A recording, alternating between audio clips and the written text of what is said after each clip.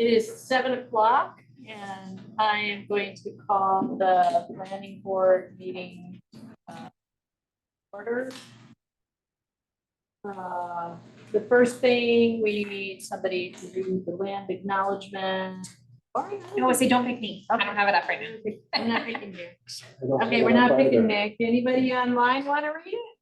I got it. If not, I'll read it. I can take care of it. Okay, Beth. All right. We acknowledge the original inhabitants of this place, the Snohomish people, and their successors, the Tulalip tribes, who since time immemorial have hunted, fished, gathered, and taken care of these lands.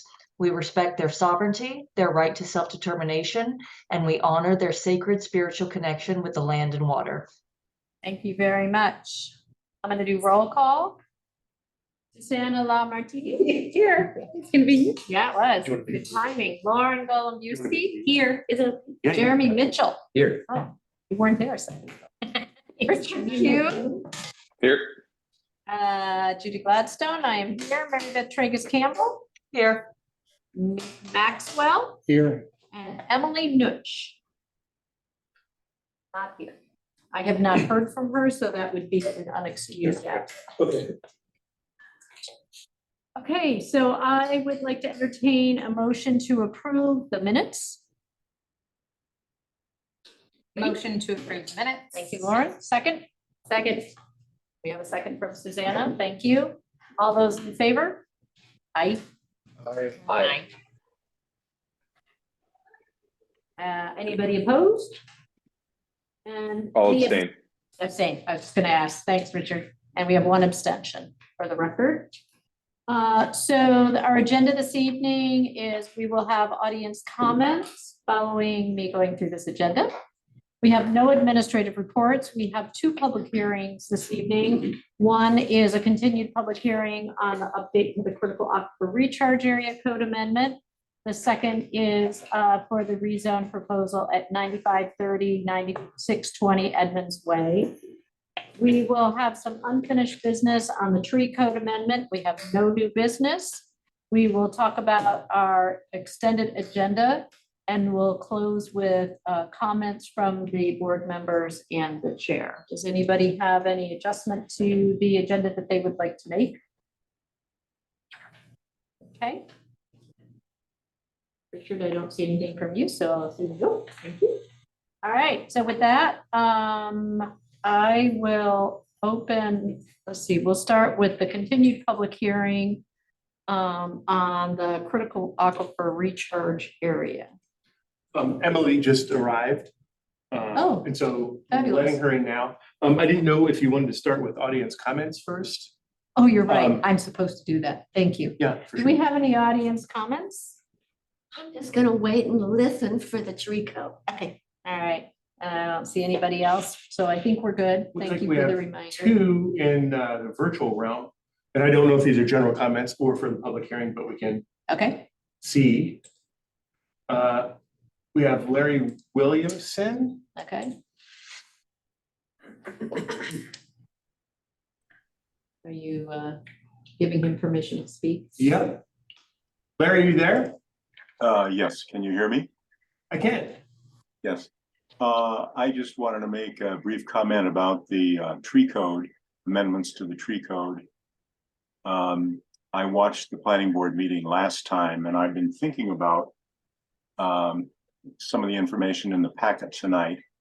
I live on a large lot with at least half a dozen very large trees. Some of them are landmark trees. I've lived on the lot for 45 years. I understand that as a property owner, I would be able to cut down 1 or 2 landmark trees per 12-month period. And I don't know how that works, whether that's 2 trees after the turn of the year or what. But so if that becomes the law of the land, I can cut down 2 very large trees, landmark trees, and then either in January or in 12 months, I could cut down 2 more, and then 12 months later, cut down 2 more. So in effect, in a 36-month period or less, I'll be able to strip my property completely of trees. I have some smaller trees as well. It seems to me that, I mean, we've done good work in trying to meet the needs and desires of various constituencies here.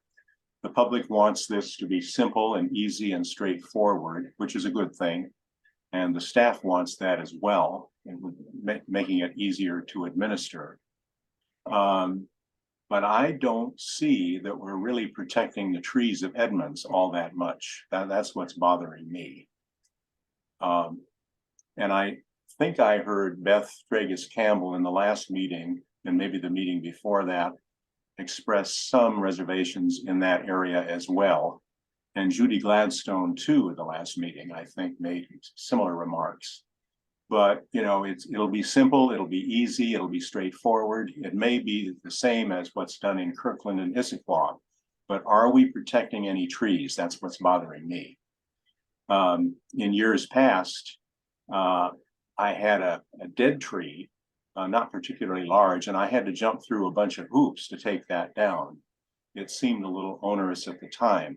On the other hand, this is really very, very simple and straightforward and almost too easy in my view. So that's my basic question. Is this code update, is this protecting any trees in Edmonds? That's what I'm interested in. Thank you. Thank you, Larry. Okay, I think, is that it? It appears to be yes. Okay, very good. All right, with that, I will now turn to the continued public hearing on the critical aquifer recharge area code amendment. Is there any procedural thing that I need to go through? Actually, would you pause real quick, Judy? I apologize. We have a couple of questions that were in the chat from Miss Ashland that was asking about general public comments for the tree code changes. So I just want to double check. Deborah Ashland, if you do have any comments about the tree code changes, this would be the appropriate time for you to make them now. So if you do want to speak on that, if you would, please raise your virtual hand and we'll promote you. Thank you, Beth. And it looks like Deborah Ashland, are you able to speak? Can you hear me? Yes, we can. Fabulous. It's so nice to have permission to talk. Thank you. I wanted to express my support for regulations regarding tree codes and particularly the removal of trees in the Edmonds area. I want to point out that what I've read so far is regarding single family properties only. If that's correct, I would ask that we talk about all developed properties. I realize there's something separate for the tree code for properties that are in the process of being developed, but by only protecting key trees that are in developed single family properties, I think we're missing a lot of properties. And with the legislation change to multifamily in pretty much all zoning areas with duplexes, fourplexes, and or possibly sixplexes, we might be missing an area that isn't covered in our regulations. I do support regulations that limit tree removal, much like Kirkland. I'm not as familiar with the Issaquah one that the previous speaker mentioned. I am familiar with the Redmond tree code as well. I'm in support of being able to have people remove nuisance or hazardous trees, but I think there needs to be definition on those. And there are many examples out there that could be used. And I've also been part of or contributing to Janelle Cass and the work that the tree board is doing, but I'm not quite sure how that ties into the work that you're doing. So I would support the idea of both of those groups working together and trying to find out something that could be done to provide some sort of regulation oversight for tree removal in the Edmonds area. Thank you for your time. Thank you very much. And Beth, since we can't see the chat, was that the only person who had a question in the chat? We only have one additional comment from one of our attendees, but he stated he submitted written, this is from Bill Phipps. He submitted public written comments already and agrees with the statements by Larry. Let's see. Yes, so that is the remainder of our audience. I don't see any additional hands raised at this time. Fabulous. Thank you very much. But Larry, you do still have your hand up. So unless you needed to make a second comment, which I'm not sure if we can do or not, okay, great. Then no additional hands raised. Okay, now we'll move to the public hearing. I'm Kara. Do you want to kick that off unless there's some procedural statements that I need to make before we continue? There aren't, and so I hope you had an opportunity to look at the agenda memo and the packet. I'm sorry, did she want to make a? No, okay. You're good. And so the public hearing tonight had been continued a couple times. And what we found out in the last week or so is that we still need to do some more work on the draft CARA reg, particularly with the stormwater requirements. That's been the most challenging piece now as we get sort of closer to the end. And with the new draft stormwater code that has come out from DOE, our stormwater engineer wanted to make sure he had a good feeling for how that was going to potentially impact what regulations that he's going to consider going forward, and then rolling out those to Olympic View as well. And so at the end of the day, I'm not quite sure how long this work is going to take, and so what I would recommend is closing the current public hearing, and then once we get that work done here over the next number of weeks or maybe a month or two, notice a new public hearing and bring back the draft that's a little bit more fully formed.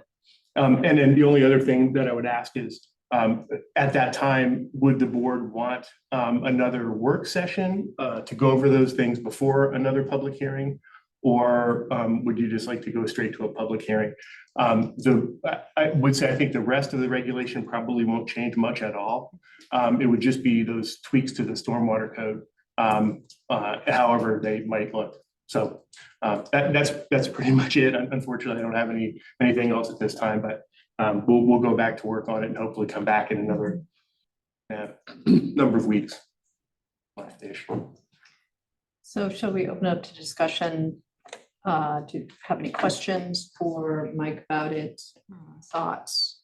I just have a quick question. So when the stormwater code draft language is complete, is that within our purview, or was it just that we didn't want to send on a recommendation to adopt the CARA language incomplete? So I think it was I haven't been here in a few meetings, but the last time I recall was that we weren't sure where the stormwater language was going to go. And I think what we're leaning toward now is not putting it in Title 18, but rather putting it in the CARA chapter. So in that case, it would be something that the planning board would look at. Okay. So I think that's the direction that our stormwater engineer wants to go, and I think that's what we'll bring back to you when we're ready. Then I would think we want a work session. Yeah. I was gonna say, if it wasn't gonna be, if it was really just more of making it a complete package, then we could probably go straight to another public hearing. But if it's, something we're gonna actually want a bit of a presentation on and discussion, then I would think we want a work session and then a public hearing. Do others have thoughts, comments? I agree with Lauren and would be happy to start a motion to the effect if there's no additional discussion. For it. Fantastic. Motion. Yeah. I would like to make a motion to close this iteration of the public hearing on the critical aquifer recharge area code amendment, and table the discussion to provide the city time to continue to flesh out this topic. and request that the city brings it back to the planning board when they are, prepared to share some draft code language with us prior to a public hearing. Second. We have a second. Any further discussion on the motion? I would just say that I support the motion. I think that there's a lot in that stormwater code, and it is the critical piece of the CARA for the aquifer protection. So I think that it'll be good for us to spend some time on it. And I will say I am pleased to hear that it is going to be in this code so that it makes it easier for developers to sort out what is required of them and not. What does it look like from a timeline perspective on kind of fleshing all this out and bringing it back to us?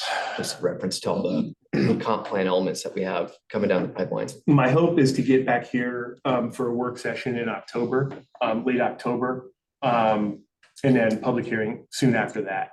In a little bit, we'll talk about some of the staff changes we've recently had, and so we're going to have to balance a whole lot of new workload, and so stuff isn't going to be quite as immediate as it has been the last 6 or 7 months, but yeah, so late October, early November for the next piece of that. All right, so shall we take a vote? All those in favor of the motion say aye. Aye. It is unanimous.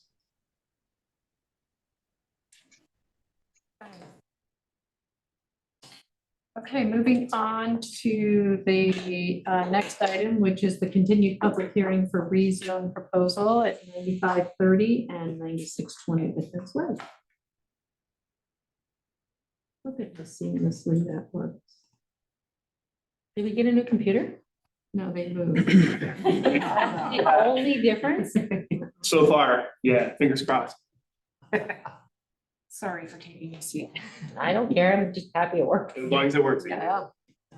So not much has changed with this. The only difference, as you may have seen in your agenda item, is the inclusion of the noticing 300 feet around both parcels. And that's reflected in both the staff report and attachment 10 of the staff report, showing the notice parcels and the notice of continued public hearing. So go through this again quickly. The project is to rezone 2 parcels along Edmonds Way to BCEW Community Business Edmonds Way. The adjacent PUD substation was added to the proposal. As you can see there, both of those are highlighted. The site to the east is still undeveloped, even after being rezoned last year to RMEW, which would have increased density. The BCEW will increase, or has the potential to increase density further. As discussed during the July 6th introduction, there was the talk of adding the adjacent parcel that was brought up to PUD and was added. No additional additions have been made since then. The north lots are already zoned across Edmonds Way, are already rezoned or zoned, sorry, BCEW. And then the lots to the south are single family residential, RS8. To the east are RM zoned lots, and to the west are mixed, Westgate mixed use.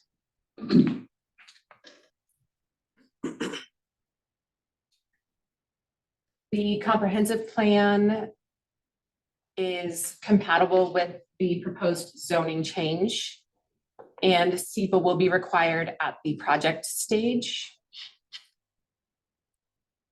This is just an analysis yet again of the zoning and what that could potentially include for development of primarily the lot to the east. There are no plans from PUD to redevelop or change anything about the lot to the west.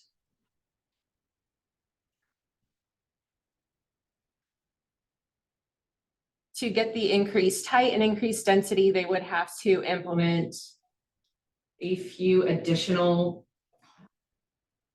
sustainable building techniques and include low to moderate income housing.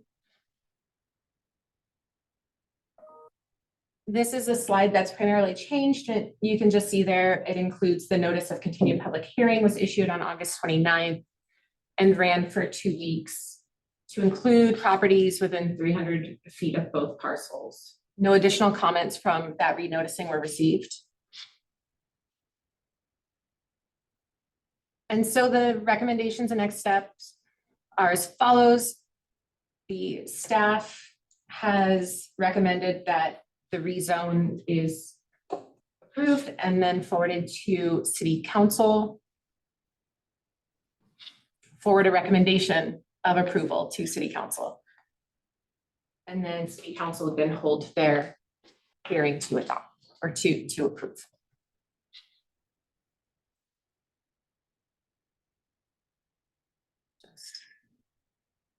So it seems to me Yes, Okay, that's thank you very much. As I recall, our discussion last time, we had a pretty thorough discussion of the proposal, and the hiccup was that they had not done the re-noticing. So I guess I want to ask at this point, are there any other questions, seeing now that they have done the re-noticing, they have completed the 300 feet area and gotten no other public comments. So is there any further discussion for the hearing, and then we can close the hearing and have discussion and determine if we're going to make a recommendation? Is that, am I correct about that in terms of procedurally? Yeah, you could take additional public testimony as well, for sure. but Okay, Yeah. okay. Is any, oh, go ahead. So I think our public comment portion is still open, so we would need to offer that out as a final opportunity. That's what Mike just pointed out. Thank you.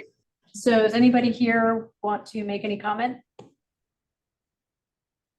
Your comment to that. You're welcome to make comment if you like. I mean, I'm here. Don't feel obligated. My name's Sean Weiser, live at 2024 Northwest 190th Street in Shoreline. As I said before, I grew up in Edmonds. I'm open to questions you may have. I think many of the items that were, I guess, topics last time I addressed. But if there's any additional questions, I'm happy to answer. Thank you. Okay. So, sorry, I'm short on the procedural, but do we need to take a vote to close the public hearing? If there's no further testimony, you can just close it. Okay, so I guess I'm going to close the hearing and open it for any discussion or a motion to recommend something to the council. I'll make a motion Okay. to recommend approval of the rezone to council. Okay. We have a second over here. Any discussion? Seeing none. Let's do it. Seeing none. So with that, I'm going to take a vote. All those in favor, say aye, or raise your hand. Aye. Aye. And I say aye, so that's unanimous. Did Emily? Emily can't vote as an alternate. Oh, right. Because we're all And she here. said alternate today. Yep, and I'm glad you're here, Emily. Thank you. You never know when we're going to need you to vote, so appreciate you being here. Okay. Okay. So I think with that, we can move on, and Deb's not here. Oh, she is. She's back there. Oh, you are. She's hiding. Okay. Come on up. And then it's contested. Yeah, so moving right along, we get to spend the rest of our time on the tree code. Yeah. I appreciate us going so quickly because it'll probably take the rest of the time. So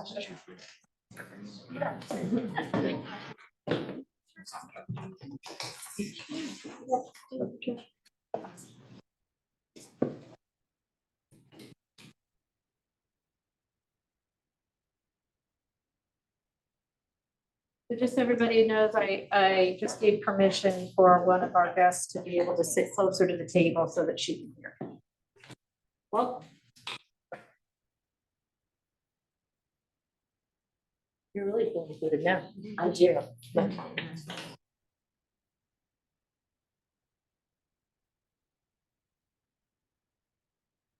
All right, so Jeff, are you gonna start us off with a review of our yes, so Deb Howard's urban forest planner from City of Edmonds, and you have in front of you a collection of the public testimony received on comments on the tree code amendments since the last meeting. So they're coming in more and more now. And just as a reminder, all public testimony since the beginning of the project is all compiled and is always part of the public hearing. So you'll see the same comments again. We're gonna pick up right where we left off at the last meeting. So this slide should look really familiar. So just to summarize, we've met in April, again in June, and then August 23rd was the last time that we met in regards to talking about property owner tree removals. So that's not the development part of the code that relates to tree retention and tree removals. It is what is described as the phase 2 or a new code amendments that would limit property owner tree removals not related to development activity. And again, we're not discussing incentives and public education or any of the programs that are certainly part of increasing canopy cover, but those are outlined in the urban forest management plan. We're just focusing on the regulatory framework. That's this scope of this project. And those programs, public education, all of those are not going away. They're still in the urban forest management plan. So where we left off here was basically at the kind of like capturing the essence of the primary key code concept for tree removal allowances.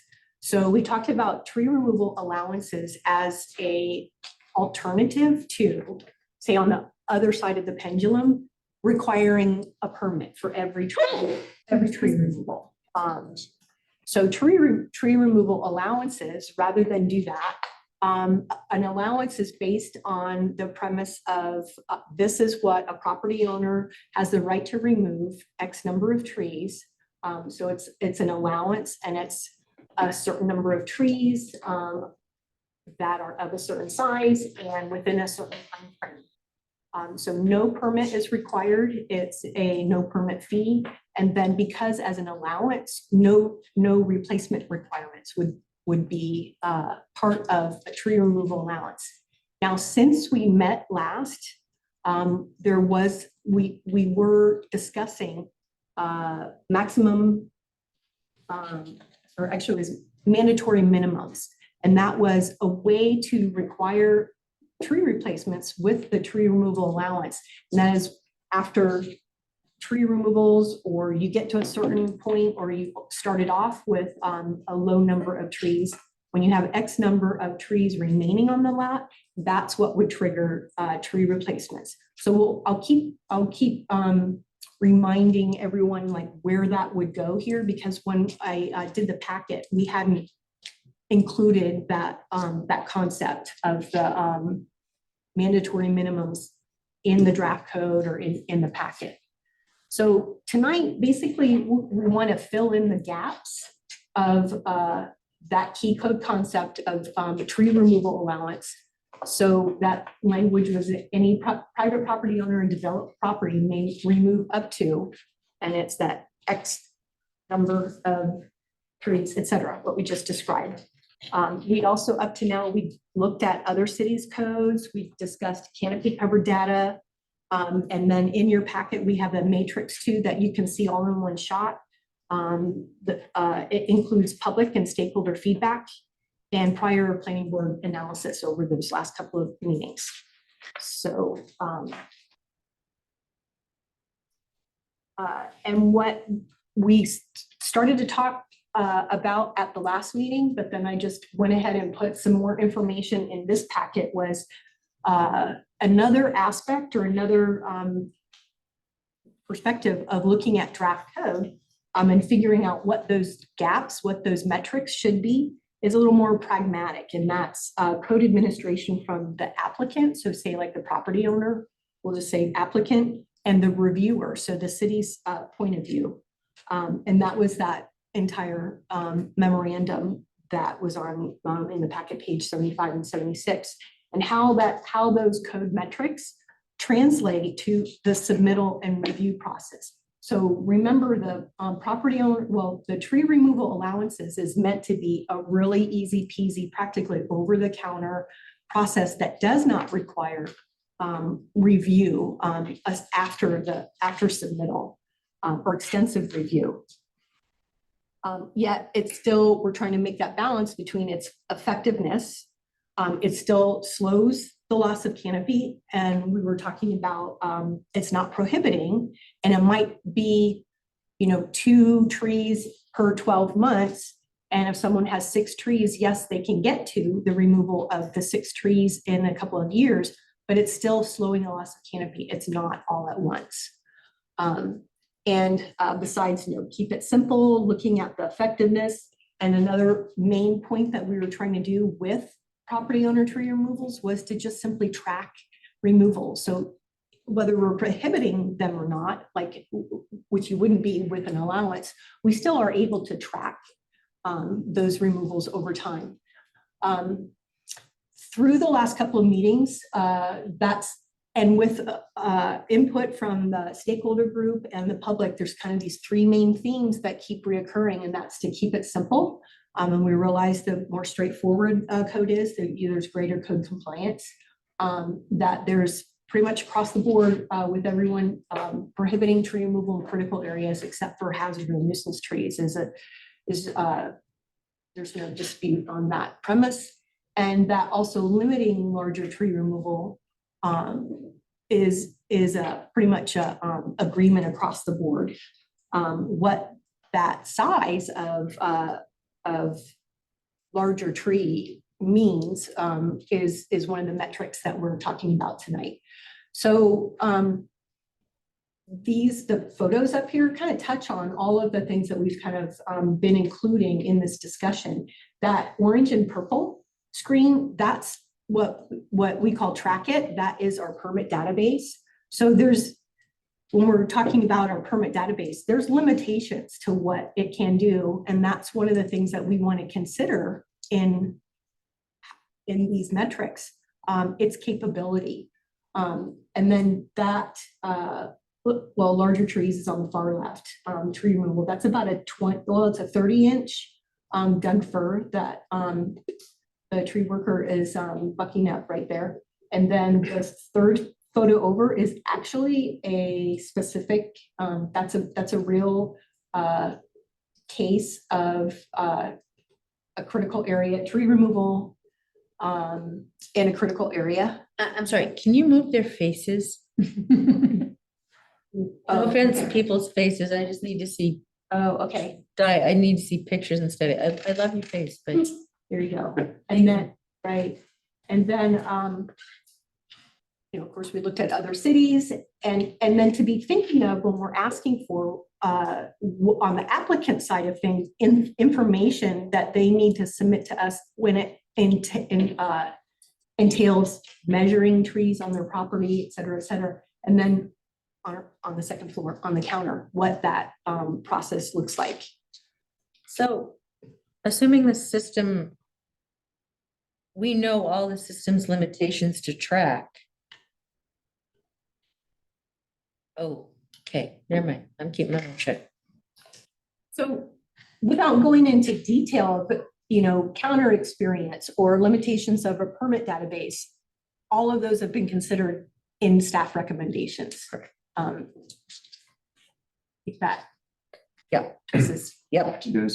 Those permit trackings, kind of listed by area, like neighborhood or something like that. Or zip code maybe? it's parcel by parcel, so the address is always It's- part of that.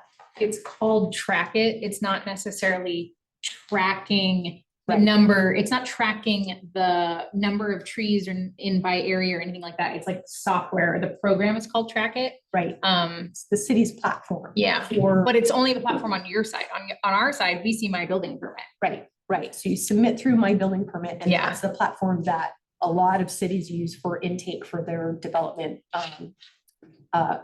permits. Right. And then on our side, we use this platform basically to see what stage the review is in, where's, who's reviewing. What else we use? It's tracking the individual permits, not the collection of them. Yeah, and I guess where I'm going with that is if a lot of these comments are like, how do we protect the trees as a whole city? If we're tracking all these permits and let's say Edmonds had 300 permits for tree removals, and of those 300, 150 were in Highway 99. Mhm. And the other 150 were in Perrinville or whatever. Perrinville has a much greater density of tree cover than 99. And so Mhm. I'm just wondering how equitable it is, or if we're even tracking that by like neighborhood, like tree removals by neighborhood. Right, so I'll just say, Track It is not a very sophisticated platform, so that it would not be able to do that. And Allow for mapping? Or then- Track It, I think there's a way you could pull it out, but it would be labor intensive to do. It's not like a one-click thing or anything So like we'd have that. to have a full-time staff. Depending on. so there's correlations challenge. with the staff, what we're talking about, and the metrics with the tree removal allowances and resources, whether they're staffing resources or platform, technology or whatever. So that's what I was lining out in that memorandum. Here's what this looks like step by step. And I've been meeting pretty regularly with our senior coordinator, Kristen. So who is the Track It care and feeder of Track It, since it was ever first launched with the city of Edmonds, to talk with her and discuss, okay, if we're looking at, and all the things that we've talked about, if we're looking at regulating tree removals by different property sizes, or all the things that we've talked about, what does that look like? Or how are we gonna do that? So that's why I'm raising that at this time, is that it's basically, we're, as that memorandum is showing, pretty much a test run. We're just doing a test run. Here's what this looks like if you walk it through these different metrics of code options that we're examining tonight. Does that help? So we're back to, here's kind of where we started, I think back in April, was talking about the 2 per tree removal, 2 per 12 months. And the initial discussion was significant trees. So significant trees is a current definition in the tree code for for trees that are 6 inches in trunk diameter or greater. That's anything smaller is not what we're looking at to regulate. And this is right.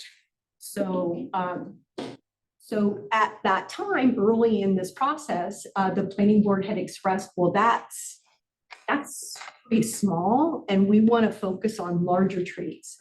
So, and we'll come back to that, the different sizes, but so landmark tree, or the premise of landmark tree, because that was also a focus, was let's see how we can preserve or retain and slow the loss of these larger trees, was applying the tree removal allowance to landmark trees and defining landmark trees as the 24-inch or larger trunk diameter.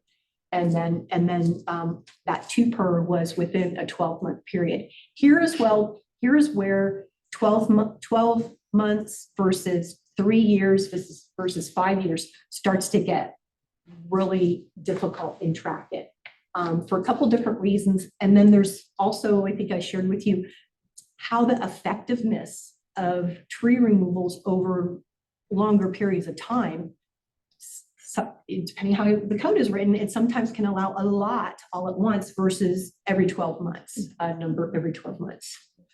So,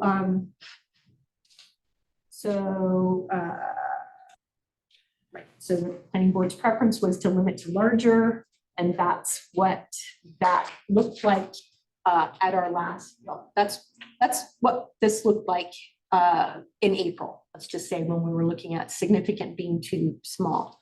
If we were to translate that, and we looked at this at the last meeting, only I've kind of simplified it a little more with a reminder of this was the focus. Limit larger tree removal, prohibit critical area removals, and keep it simple. That's what it looks like in diagram form, that if we're looking at applying the 2 per 12 months allowance to landmark trees. And if we define that as 24-inch trunk diameter, that's what it would look like. Now, again, back to allowance, and the premise of an allowance is not requiring replacement trees. It's that walk up to the counter or submit your form through MVP. And it's basically receive it, check, it's entered in the permit database. And that's that private property owners can move forward with their 2 per, let's just say 2 per 12 month. And that at that time it was the 2 landmark trees. That number didn't seem to fit, seemed excessive when we talked about it. But just as a matter of just place marking, that's what it looked like if we were defining the size of the tree as a landmark tree for the allowance. And then we also were talking about what happens if you want to exceed that allowance with hazard and nuisance trees, which anyone should be allowed to do that without having to replant replacements. So that's that sliver in the middle, but a permit would be needed because it's subject to review to meet that criteria. But no replacements would be required. So that tip of the triangle then is what requires a permit. And all of those in black text is what that's in place under the current code right now. That's critical areas where we require 2 trees for every 1 tree removed, 1 tree over 6 inches removed in critical areas. Public Works has standards for replacement street trees. We already are we require a permit for trees that are removed on commercial and multifamily properties, but the replacement requirements depend on what the landscaping requirements are and the buffer requirements for those zoned areas. Because it's so many number of trees per parking lot space, et cetera, et cetera. And then the code is already addressing vacant lot and subdividable properties by applying the replacement requirements under the development code, because the assumption is these are either a preemptive removal prior to development with a subdividable property or on a vacant lot. It's kind of the same assumption. So that in a diagram is basically how that looks like. And the red text is what would be new, just under that general allowance framework. Then if you just notice the difference between what was read before and what's read here, this is where, okay, we were starting to talk about bringing in the replacement requirements as the mandatory minimums for the 2 per 12 months allowance. And then we were looking at landmark trees, like removing 2 2 per seemed excessive. So this is what it looks like if landmark tree, if you require a permit, if you wanted to have replacements, so we were talking about 3 replacement trees for 1 landmark tree removal, which is similar to how the development code requirements work, kind of, sort of. But if you required a permit, required replacements for landmark trees, that would just be a new code provision added to what we're already requiring up at the top of the triangle. We'd still have how, exceeding the allowances with hazard and nuisance trees there in the middle, permit would be required. But on the 2 per 12 months, that's still, again, that's a notification process. It's again, step up to the counter, submit your form. There's no permit required, and it's a request. It's not a requirement. Again, that's how an allowance works. But we still, what's the minimum, what's the size that this applies to? Significant trees as small as this, up to landmark tree size. And then there was the discussion of, well, let's not start that. Let's not start the allowance this small. Let's start an allowance at, this is the 24-inch trunk diameter. Let's start it at 12 inches, which is about that big. So that's, again, one of the metrics that we're trying to fill in that gap tonight. That the idea of greater number of removals per property size, not everyone had weighed in on that at our last meeting. So we're back at, those are the gaps. And the asterisks at the end of that last sentence, no replacement trees are required for trees removed under the tree removal allowance, is it's not showing up here, but that's where mandatory minimums would fit in here. It would address, it's actually in a different part of the draft code, that replacements would be required at that point of when the property owner has the last 3 or 2 trees on the property, and then replacement trees are triggered, or replacements are triggered. So you're hoping that this evening we will be able to fill in those 3 spots in terms of the number of allowance, the type of trees, the period of time, and lastly, a minimum. Exactly. All right. I see that Beth has her hand up. Yeah, I'd like to, Deb, if you could go back 1 slide, please, and I'd like to start the discussion. Yes, that's exactly it. So I think the low-hanging fruit that we keep getting all of the public commentary on, where I feel like there is some significant consensus, is I support strongly moving the landmark trees of 24-inch DBH or greater to exactly how it is reflected on this particular slide, where any removal of any landmark tree of 24-inch DBH or greater is a permit required with replacement. I do not want landmark trees under that allowance.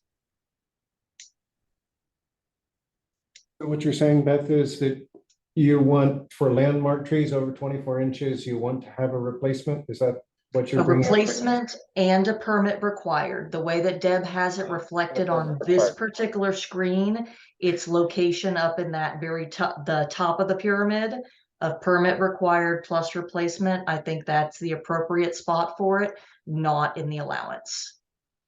So I would agree with you, Beth, and support that. And I realize that what I'm about to say adds a little bit of complexity, but it's a reflection of, is there a way to incentivize the replacement by having something along the lines, if you replace it with a conifer, because these are the real large ones that we have, that is a 2-to-1 replacement or something like that, that incentivizes to put in the type of tree that's going to be more desirable than a scraggly old whatever that's going to replace that landmark tree. And who would have to foot the bill for these 2 replacements? The homeowner. The homeowner. Yeah. Who wants to take the So- landmark tree down? Would it be appropriate to not have it be a permit, still have it be an allowance, but have the replacement be a requirement of the allowance? So they don't have a permit fee. You can't do that. Yeah. Can you have a no cost Allowance permit? is, you have the right to remove these trees, but there's Got it. no strings attached. Got it. So you're asking for notification, but if somebody went and took them down without notification, they wouldn't be Penalized. penalized. But Beth is specifically asking for a permit. Right. So let me But backtrack. only in regards to landmark trees, I just I want us to finalize that portion of it before we move into the other allowance bits of it. I think instead of trying to look at it holistically, we should, chop away at some of these. In response to Susanna's question, who's gonna pay for it? And it is, I would expect to be the property owner.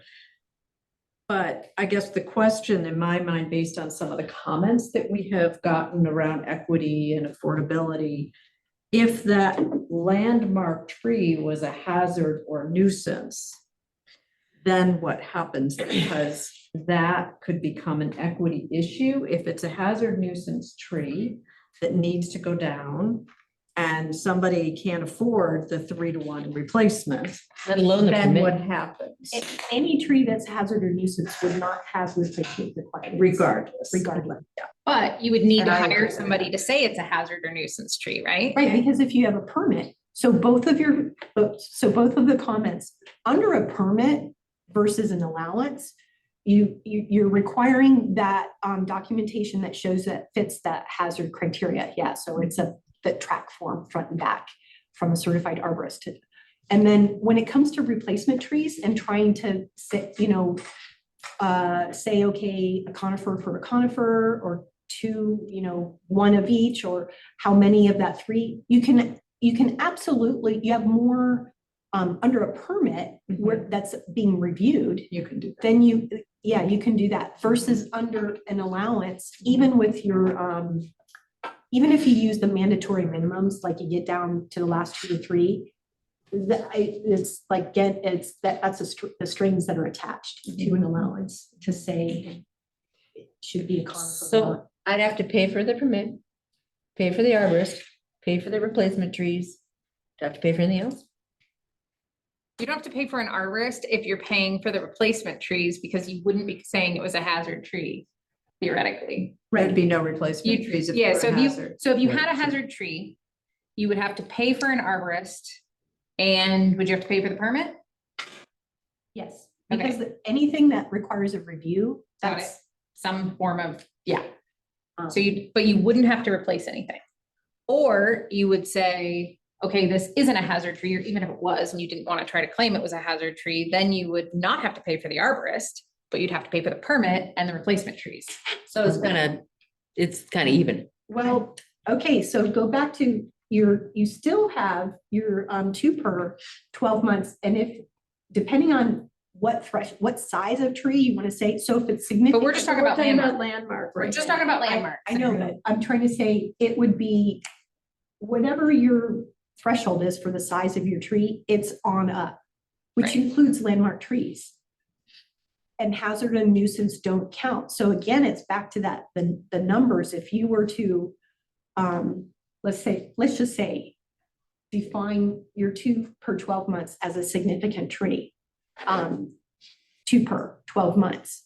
So if you had a landmark tree that's on your 2 landmark trees on your property that were not a hazard, you'd be able to get to remove them under your 2 per 12 months allowance. Even if you said your landmark trees need a permit?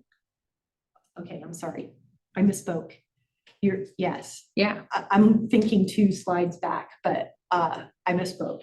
You're absolutely correct. So yeah, Okay, let's be really clear. So if it says significant, then it really would be between the 6-inch and the 24-inch that are in the 2 per 12 months. But if it says permit required for a 24-inch then it is not part of the allowance because it would require a permit. Correct. How much do the permits generally cost?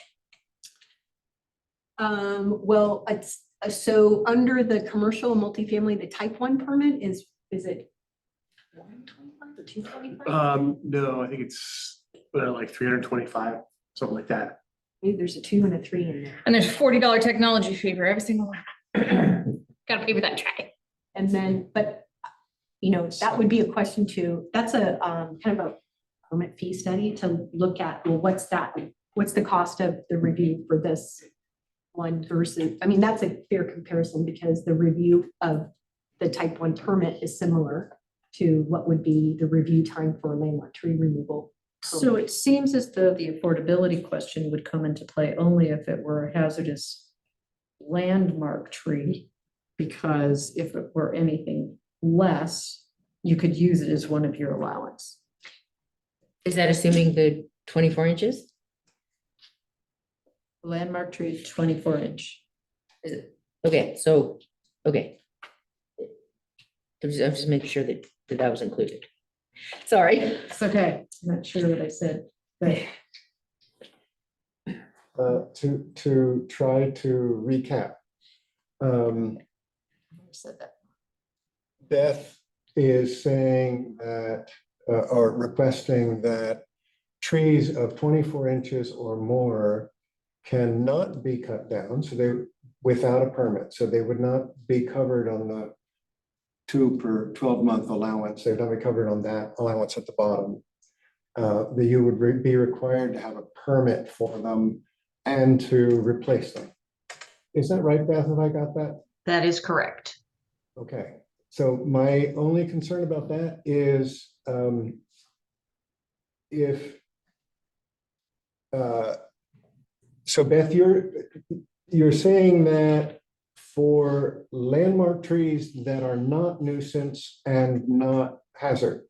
Correct. I am not considering anything that is a hazard or a nuisance if it's going to fall on somebody's house. If you've got a snag that's out there, it's 24 inches, but it's dead, you know, and this is something that is, you know, dropping its limbs. We need to have it gone. That I consider to be a safety issue, and, you know, the safety of the humans needs to trump the, you know, canopy protection. But if it is not a hazard or a nuisance, and it's not considered to be, it's not in somebody's building development plan, in which case it would go into the commercial or multifamily aspects of it, it's just, I'm tired of cleaning up the pine needles, then that needs to be looked at more closely under a permit with replacements required, because it's not a hazard. It's, you know, not one that's going to cause damage, and it is a significant landmark type tree that has, you know, I mean, it's going to take another 150 years to replace that, you know, something with that DBH. So excluding hazard or nuisance, if it is a healthy 24-inch or greater, I think permit required with replacements is appropriate. And so I'm gonna have to apply for a permit. And do I know how to apply for that permit? Do I know what I'm like, I mean, are we gonna hash out the parameters of that too? I mean. So the how to do permits is on the City of Edmonds website, and that's where, you know, Deb and the city staff are trying to keep the process as simple as possible to make it easier on the staff and easier on the public. So that is the implementation of it will, you know, be part of the city's responsibility to make sure that the information is clear and the instructions are clear.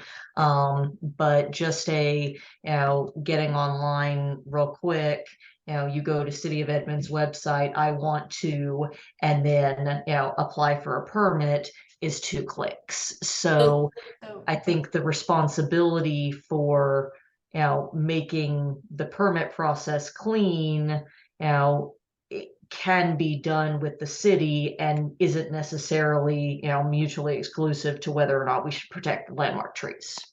So Lauren and then Nick. Okay, I'm gonna try to get this out before I forget it. So my concern with making landmark trees permit required would be that it would take away the opportunity for somebody to use that allowance to remove a hazard tree without the expense to do so. So if I had a hazard tree, my choices would be to either, if it was under, like if we went with this, if it was under 24 inches, I could say, I'm not gonna apply for this variance or this permit to remove the hazard tree. I'm just gonna use the allowance as one of mine, and I wouldn't have to get I wouldn't have to pay for the permit. I wouldn't have to pay for an arborist. I could just take care of it. So my only concern about removing any allowance for a landmark tree would be that it's taking away some of that affordability to take care of these trees that could become an issue, and putting the onus on somebody to, it's putting more of a challenge on them to take care of this hazard tree. I would be totally fine with that allowance being something way stricter than even a 2 and 12 months. I don't know what the feasibility of, well, no, but I meant like the 2 and 12 months, but like if you could remove one landmark tree as an allowance every 3 years or 5 years or something like that, I think that would help some of that equity issue of not having to jump through all these hoops if you have one that you're really worried about, Nick? I agree entirely with what Lauren is saying. Part of our understanding of the idea of having an allowance is that it would allow low-income families to take down nuisance hazard trees without any costs, as long as they're within the allowance. On top of that, I'm concerned that we have a cost for permit because it involves some sort of evaluation. And I'm not understanding what the evaluation is in this situation. But I thought you just go on the website and apply for the permit and blam them. Well, then that's exactly what I'm worried about. Then you pay your $325 for nothing. No one comes out to your house. No one looks at the tree, and you're just paying $325 because you want to cut your tree down. And that doesn't seem Steph goes out and right looks to at me. all of them. So I guess I see, Richard, why don't you go ahead? You haven't had a chance to speak yet. Thanks, Judy. I understand what you're saying with, the idea of equity with this, but I just really think that, and there's some stuff I think that we can do when we talk about hazard and nuisance trees, maybe, with, allowing lower income households, the ability, whether it's through the city, I don't know how that would work, but making it more economically available for them if it's a hazard or nuisance. I don't agree with doing it for just a landmark tree though, right? And kind of like what Beth is saying is, if you want to cut down a landmark tree that's healthy, then I think that, that's what we're looking to protect.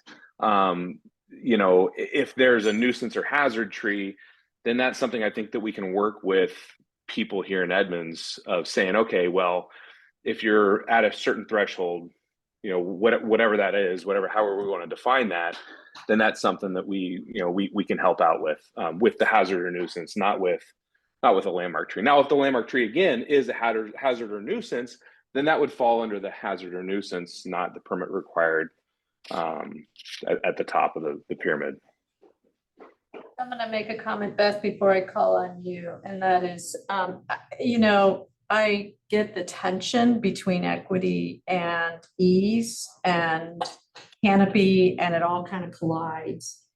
And I think that we can try to regulate in order to address all of those. But I also want us to consider that equity can be achieved in different ways than just through code. And one of those is for the city to have a fund that pays for those permits. Because my concern would be of just allowing for landmark trees to be included in the allowance in order to accomplish equity, we then forego the balance of taking care of the canopy.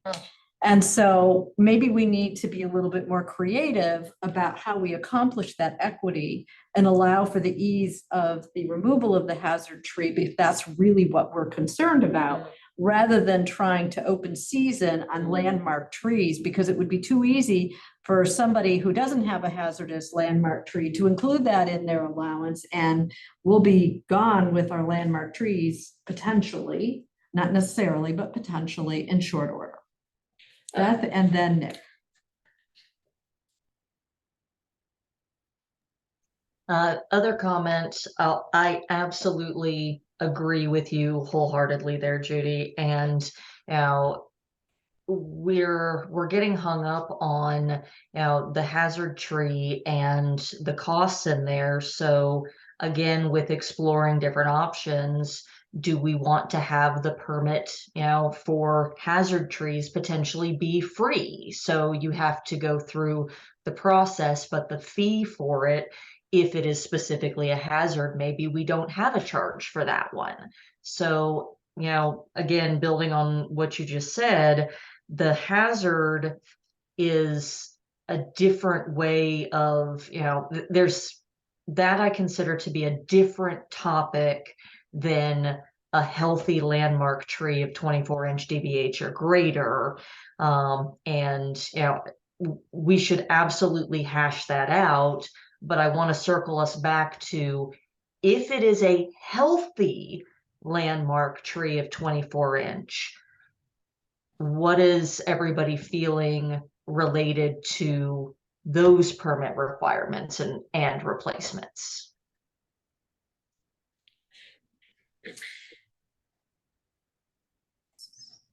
So to speed things along here, I'm going to suggest that we don't need to do this, but just so that we can mark something done and move on, that you make a motion, see if you have a second, we'll discuss and vote, rather than discuss it to death and not have a conclusion. Great. So, I make a motion that the tree code is updated to reflect that on private property, any trees of 24-inch DBH or greater are not included in tree removal allowances and would require a permit and replacements in order to be removed. I second that. Okay, got a second. Now discussion. Nick. So I would vote against that, and I'm very enthusiastic about having different allowances for the particularly larger trees. So a different allowance for a 24-inch or a 36-inch tree than we have for a 12-inch tree. But for me, this hasn't dealt with the problems that we were bringing up about equity. Okay. Discussion.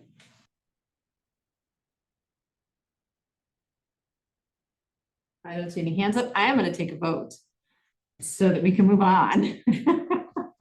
So all those in favor of Beth's motion to require permit for landmark trees and replacement, say aye or raise your hand. Aye. Aye. So that's a 3, and those opposed? 1, 2, 3, Nay. 4. Nay. Okay. Motion fails.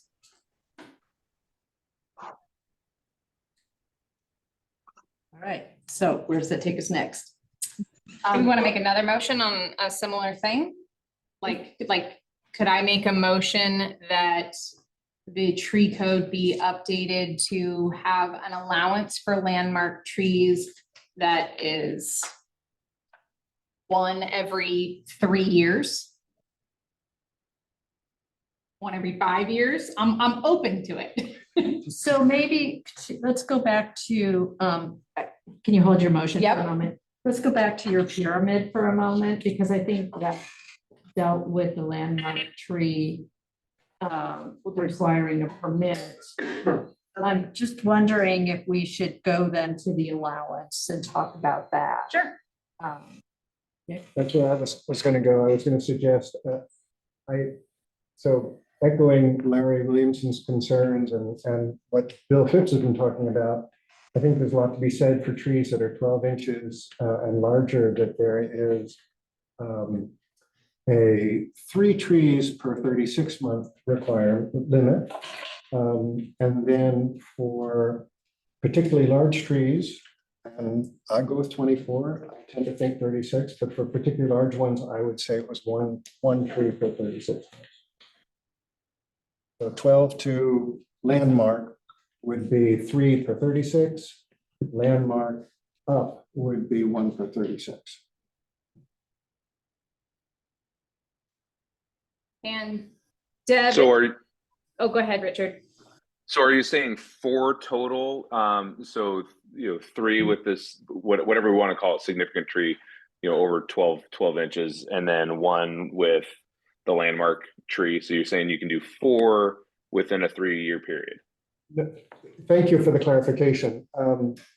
No, the landmark tree would count towards your 3 per 36. It would be part of your count for 3 per 36. So it would be 3 total that you could do today.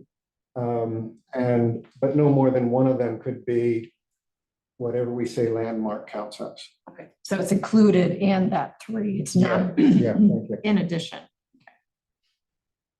Does that make sense, Rich? Am I? Yep, no, that's more clear. Thank you.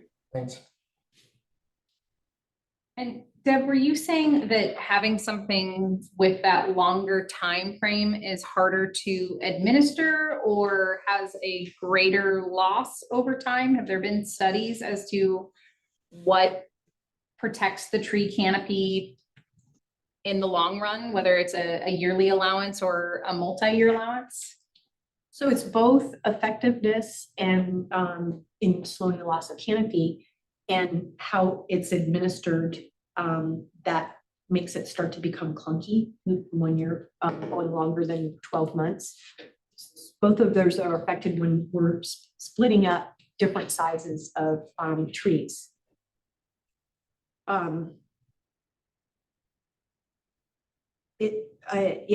So doing, and not that it's impossible, but that would just be, that's going to be like. It would be worse to have a time frame for different size trees. It would be better to at least have everything under one time frame. Right. And depending on how you write the code, I don't know if you remember the response to the email that had to do with the shoreline code.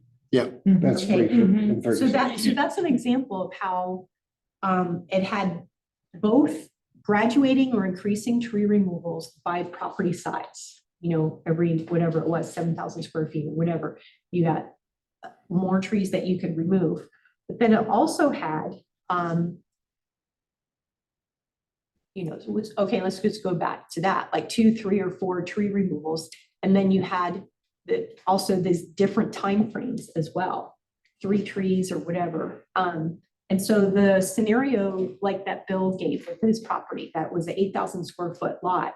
And the assumption is under the way that the shoreline code worked is that, well, you could do your 3 trees and it was 4 trees that you could remove under the shoreline code within 3 years. But you could remove them all at one time for the 8,000 square foot lot versus say a 2 per, or it could even be 3 per, or whatever that number is per 12 months.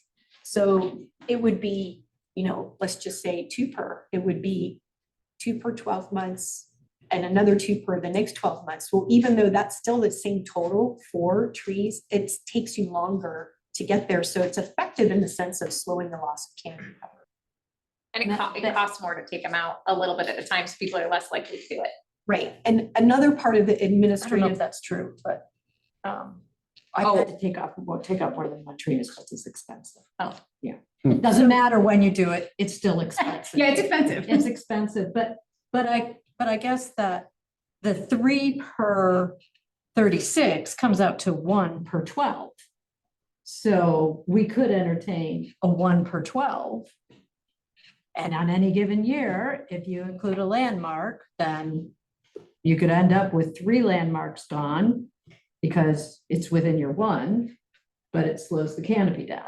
And our canopy assessments, it's every 10 years, every 8. 5 so far, it's as resources allow. Yeah, I'm just thinking like we're going around the wheel trying to figure out the best metric, and it's like, okay, let's start somewhere, and then and then maybe direct staff to give planning board and council like a report on tree removal, and if we think it's like elevated to prior years, then we reevaluate that metric. That makes sense. It's like right now, I feel like we're trying to find the best solution, The perfect. be all end all solution. And what I'm proposing is just, let's get something in the book so we can like regulate to it. And if we want to adjust it annually or reevaluate that metric annually based on, hey, we're seeing an increase in landmark trees gone. Mhm. That's when we do that. Do you think they're gonna want to revisit it annually? Politically? Yeah, I'm just giving that example, but. That was my understanding of what we were doing, and I assume the next time we have an assessment that we will return to the question. Yeah, so if that's the case, then let's just do a 1-for-1 and call it a day. So what if we did 3 regulated trees every 3 years or 1 landmark tree every 3 years? Oh, that's good. So another aspect about extending that time frame is Will talked about, you mentioned most people are going to look at that. What's that maximum? And do I want to remove that maximum, or I only know about this one tree I want to remove now? But within a 3-year time frame, what that looks like to come back. You got your 3, but then, and we're tracking, or you got that 1, and then we're tracking. Will you still have 2 more? There, it's like your balance. Can you roll it over? It's not, it would only be your 3-year increments. But say if I just remove the 1 tree and I've got within the 3-year increment, but I come back, 6 months later, and I want to remove the 2 more. Well, it was within that. It's within that metric. It's within that time frame. But just look at it as far as what that looks like tracking over a longer period of time. And then your question may come into play. Is it a rolling 3 years Yeah. or is it a set 3 years? Oh, good God. From the first one or the last one, or? Right, exactly. Right. And that's Yeah. the other beauty of the 12 months is it's a brief enough period of time that it's realistic for someone who's figuring out, I need to remove X number of trees. What's my maximum O2? So this leads me to a question about the importance of including the significant versus the regulated, so the under 12 versus the 6, because if we were to do a trade-off between protecting the 6-inch and above in this allowance versus starting at the 12 and up, and we only did 1, there's a trade-off there. So from a canopy management standpoint, what's the trade-off? Well, if you're 12 on up, including what would be considered landmark trees, 12 on up, you're still achieving slowing the loss of canopy. You're still tracking those tree removals.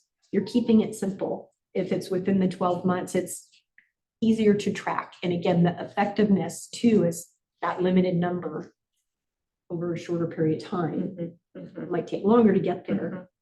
So our last canopy assessment didn't,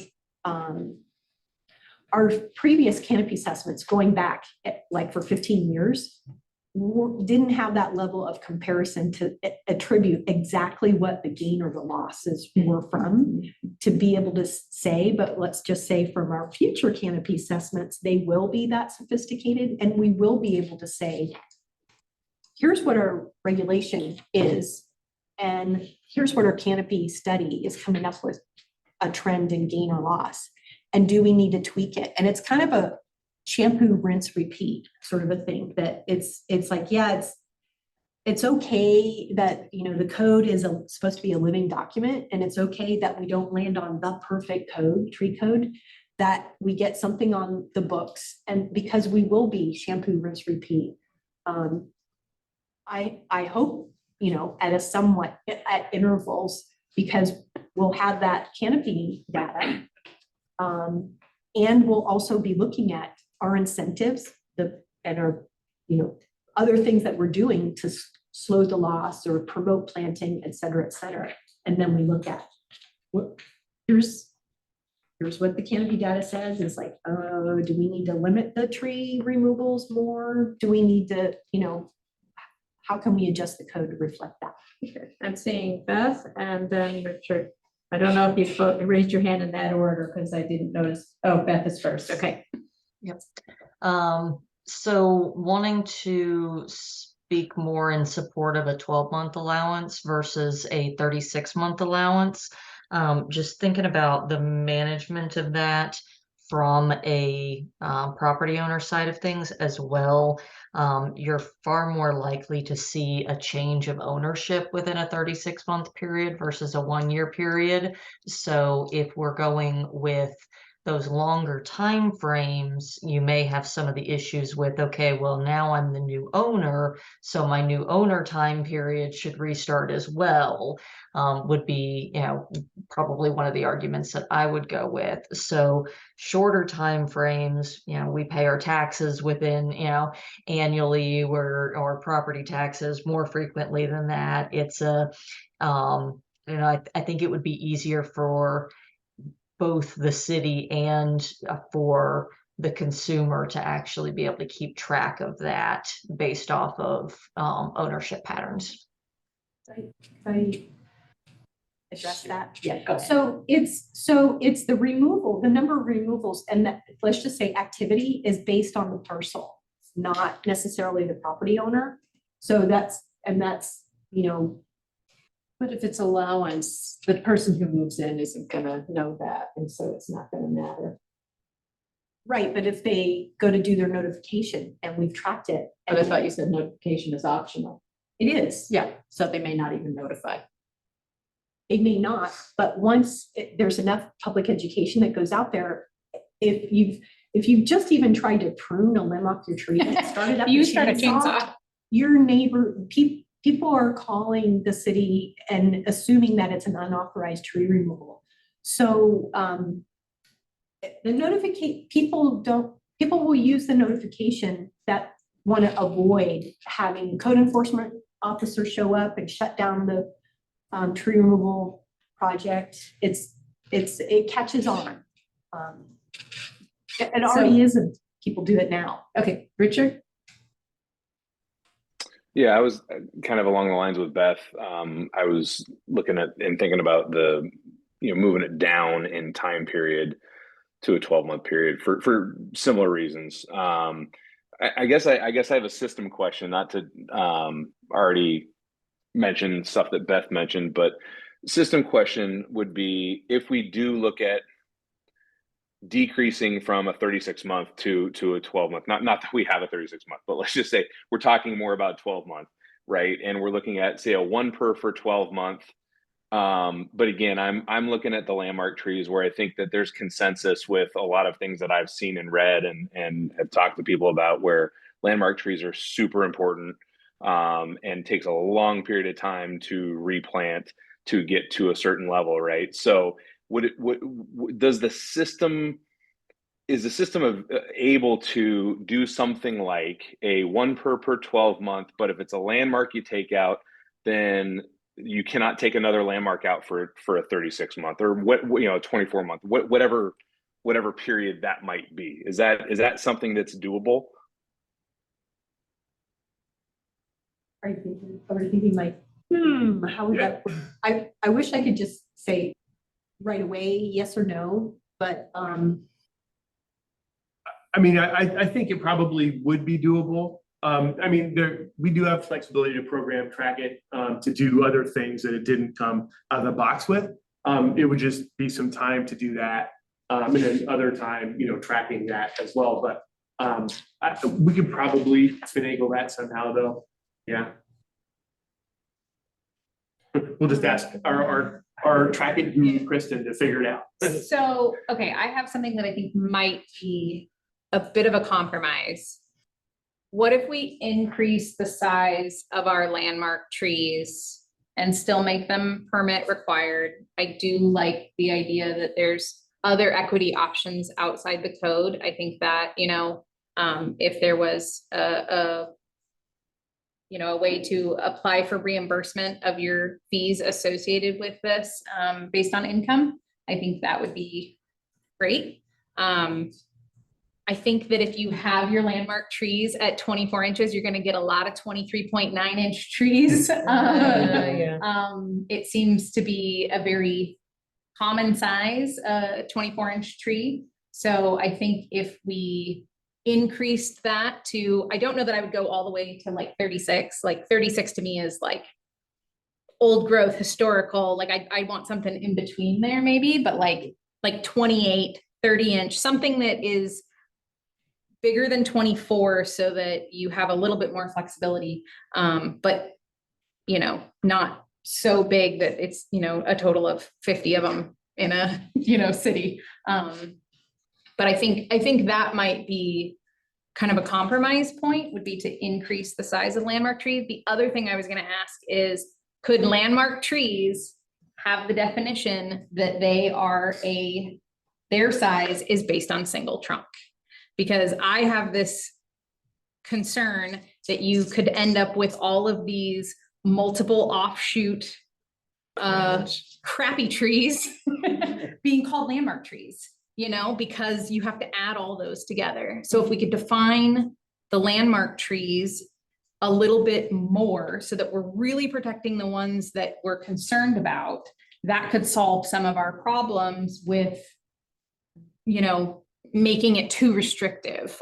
Whether it's, is a landmark tree, you know, a conifer, is a landmark tree a native tree? Like, what are we most concerned about? And can we make that definition of landmark something that we can all agree that you should have to get a permit to remove, period?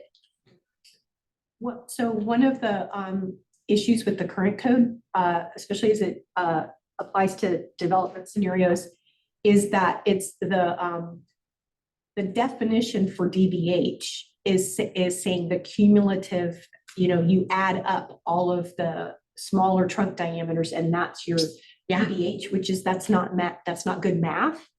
You know, when you're talking about circumference and diameter. So can we get rid of and that? It's not the industry standard either. There's a formula for that, and it, you know, involves pi. And so that's something that's already a code change for the development side of things in the definitions. We're not showing it here in this draft code. Mm-hmm. But what that would do when you're following the industry standard is you can have a tree with, you know, 3 or 4 trunks that are 12 inches or larger, and by the industry standard would be a 24+ inch tree, which would be a landmark tree by definition, if we're just saying 24 inch.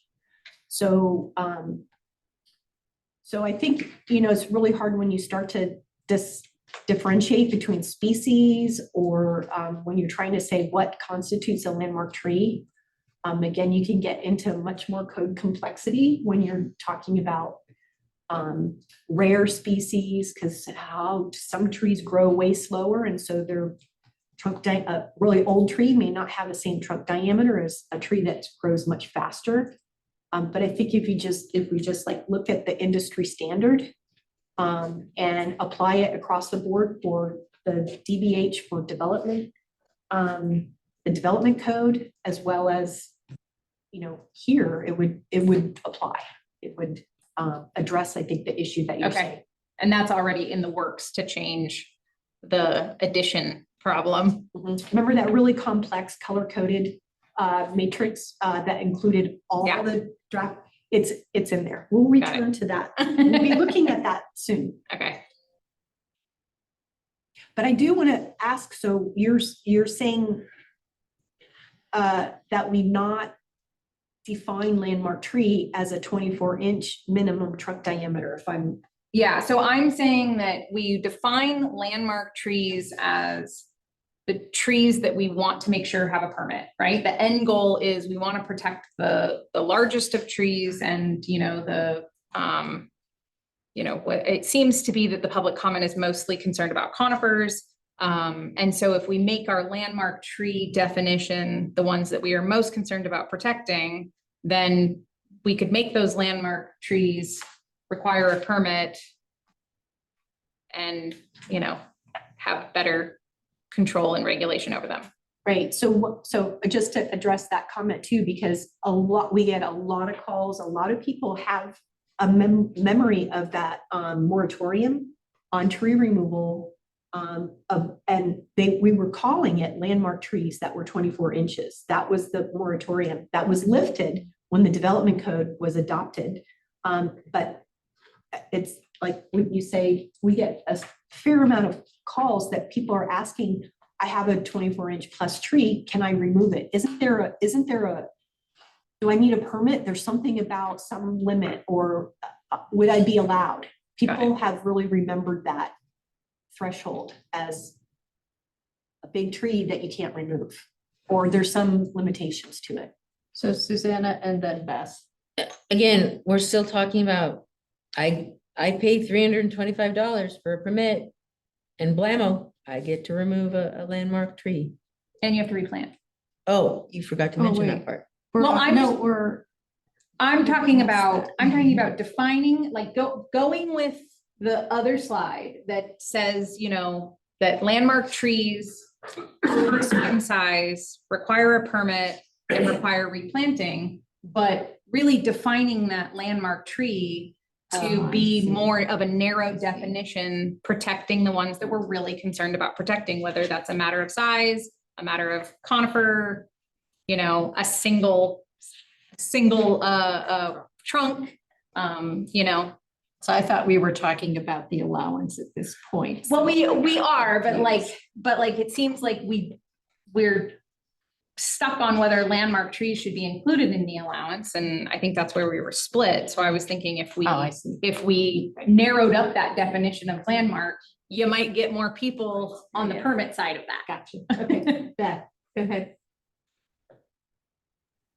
So in honor of Lauren's commentary, I would like to revise my motion to say that we define landmark trees, because I understand what Deb's saying about the, community understanding of landmark at 24 inches. But if that is is a bridge too far, then, we can work on the education aspect of it. So I would move that we define landmark trees as 28 inches or greater within a single trunk, that those trees would require a permit and require replacements, and that the board and the city continue to explore options in order to allow for financial equity to deal with the permit fee issues.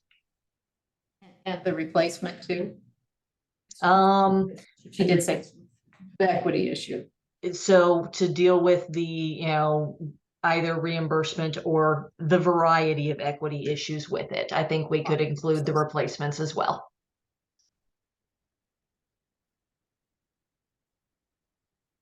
I would be in support of that. Are you seconding her motion? I'll second your motion. Right, this is a new motion. What Beth is saying, I realize what the permit fee is paying for. It should be for the inspection of the replacements. Because we're not inspecting the tree that's going. But we are requiring replacements, so it makes a lot of sense that someone would go out there and say, did they actually put replacements in? So I don't know that we're in a position to comment on what they should be charging fees for. I could be wrong about that, but I think that's the case. So I think the point that I heard Beth saying was that the city would need to find a way to cover the cost associated where there's an equity issue of somebody not being able to do that because they can't afford it. Whether it's the cost of the permit, whatever that permit fee might be, and the cost of the planting. And then Rich. Oh, I'm already unmuted. Sorry. I was ahead of myself on that one. Yeah, I think we're getting closer. I mean, I voted the other way, obviously, or I voted for it anyways. But I think that more clarity is good. You know, I don't know if we need to or want to get to an area where we're figuring out what you know the fee process is and all of that for whatever income size and whatnot. But I think if we can figure out how to take care of the landmark trees, I think that like we talked about, a lot of us mentioned and have heard from a lot of people here in Edmonds, I think that's a huge issue. So the closer we can get to that, I think is better.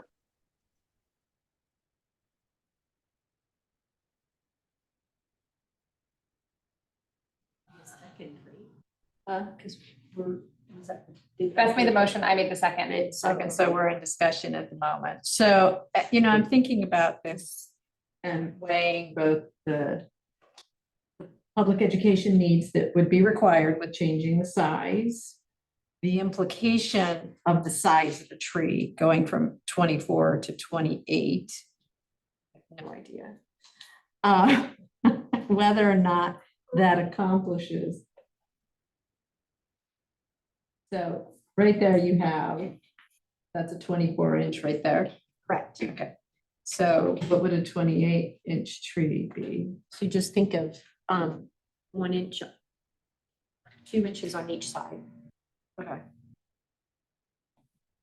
Did you pick 28 just randomly? I didn't pick 28. Beth I'm picked sorry, 28. Beth. My bad. I Beth. think it's just, I mean, as somebody who's measured trees on a property, they go out with a tape and, you know, measure, and it's not the most exact science. And so I think that you end up with, like I said, I think you'll end up with a lot of 23.9-inch trees or, you know, 23-inch trees. And I think that having a little bit higher threshold gives a little bit more flexibility in some of these that, you know, you might want to include. So doesn't that same problem exist no matter what the number you pick is? That's kind of what I was just going to say. I mean, if we're looking at that, then there's going to be, you know, a lot of potential 27.5-inch trees, right? I mean, so you know, then where do we get the number, right? And I think that, you know, that's where the permit comes in, right? So and I don't know, to correct me if I'm wrong, if you need a permit to cut down a tree, does somebody come out, measure it, and say, yeah, okay, here's a little bit of, you know, orange spray paint, you can go ahead and cut that down? I mean, is that, I guess I don't know. Well, and I guess that, you know, not to make this overly complicated, but at some level, it kind of could play off of each other. So if, let's say, for a moment, we included the landmark in the allowance, but we only allowed in one tree above significant a year, does that simplify it? And does that sort of prevent the erosion of the canopy that we're concerned about? Deal with the equity? I don't know. I'm just throwing that out there. And I gotta say, I would love to hear from Emily and Lily, who I've not heard from today. Yeah, please do. So I think I'm starting to understand this, maybe. But so you're saying that like 24 inches is like anything above that is like what you can't, or what you need a permit for? So then, That's what's proposed. so then why would we make it bigger? So that trees like that then can be cut down without a permit? Because then I feel like that's like counteractive on like trying to prevent people from cutting down like a ton of trees. If we, like, even if it's a little bit bigger, like it's hardly a difference, I feel like. So it's like, why not just stick with 24? I feel like that's what people know. Thank you. Emily? I don't mean to put you on the spot, but I'd love to hear from you. So I'm gonna put you on the spot anyway. Good on Judy.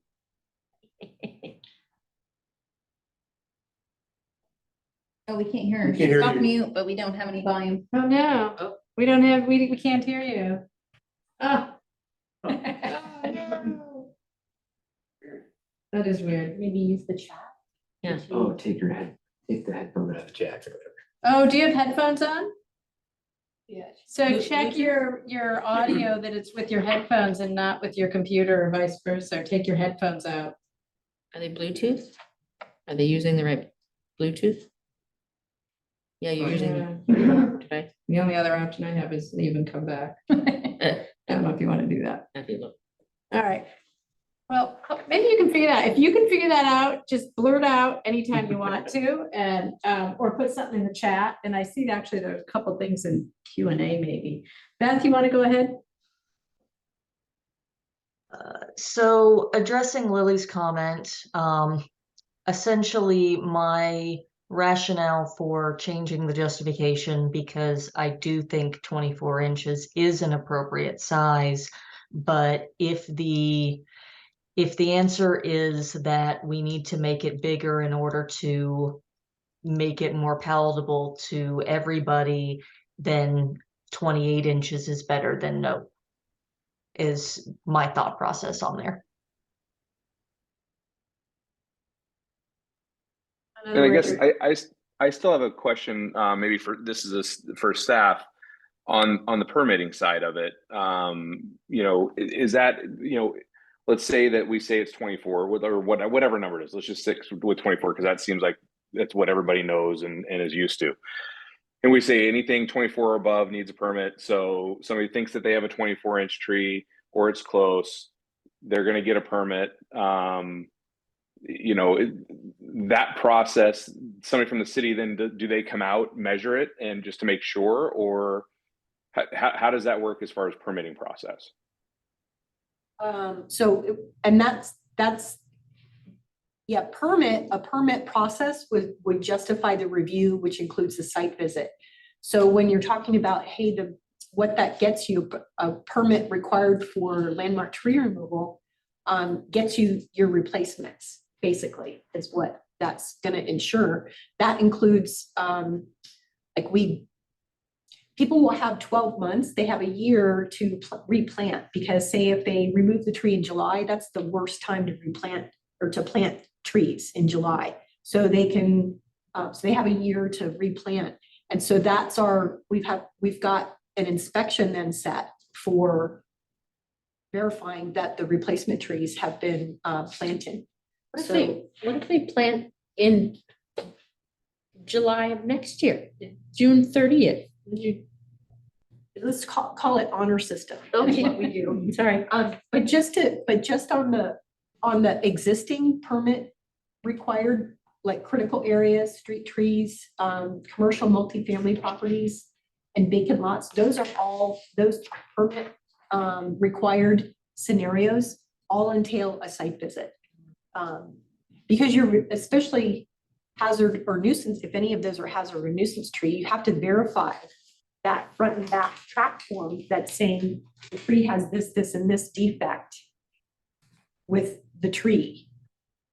This says this is like hanging by a thread and diseased and pretty sorry tree, and then there's this perfectly healthy tree on the site instead. So yeah, that's a site visit is required for permit removals, generally speaking, on all of those. And that would be the same for a landmark tree as well. And I did want to address, because we have 2 new tree board members, and there was a discussion at our last tree board meeting about the concern about people rushing out and removing trees up to 23.9 inches or over, just to hurry up. And it was a really good discussion. I think ultimately with the certified arborist that's now on the tree board, who's a consulting arborist, saying, you know, that, I mean, you could kind of assume that, but if that doesn't really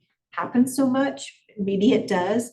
And then when I was asked, or staff was asked, it's like, yeah, you just don't want to write code based on assumptions.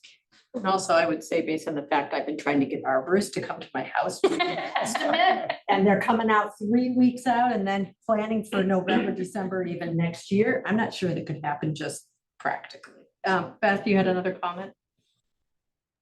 Yeah, so just did some quick searches in terms of age of trees. Essentially, so I Doug fir is the example that I'm pulling up on this particular one. I wasn't able to find a cedar real quick.